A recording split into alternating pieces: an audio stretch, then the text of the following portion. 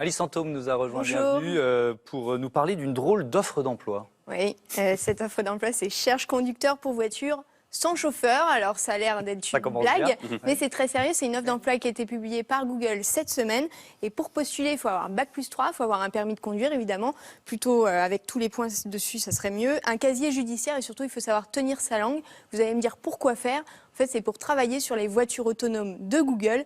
À quoi ça ressemble, ces voitures autonomes? À ça. Oh, there it is. Oh, isn't that cute?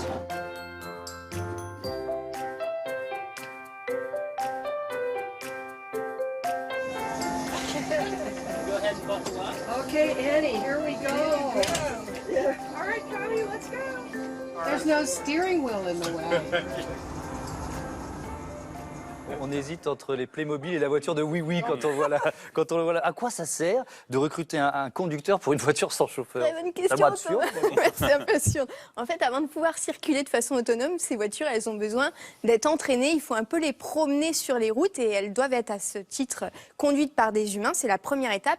L'objectif, c'est de leur faire vivre plusieurs scénarios. Par exemple, quand des cyclistes déboîtent ou bien quand il faut prendre des virages un peu serrés. Et toutes ces informations, elles vont les enregistrer. La place de l'Étoile à Paris, c'est bon, elle va être Exactement. en 5 minutes, il n'y a pas de Sachez problème. qu'aux États-Unis, il y a plusieurs zones d'entraînement pour ces petites voitures, et notamment il y a l'Arizona avec Phoenix, la ville de Phoenix et sa banlieue. C'est là que Google est en train de recruter des chauffeurs. Alors des chauffeurs d'un nouveau type, parce que c'est un peu un nouveau métier. D'ailleurs, c'est ce que dit le directeur des opérations de ces fameuses Google Cars. Et il ajoute, ça serait quand même bien qu'on ait des chauffeurs de la zone de Phoenix qui connaissent bien les routes du coin, et puis les habitudes de conduite locales. Comment est-ce que les gens conduisent de façon un peu serrée ou pas? La question qu'on se pose en voyant cette voiture de Oui Oui, est-ce que c'est sûr? Est-ce qu'on peut monter dedans?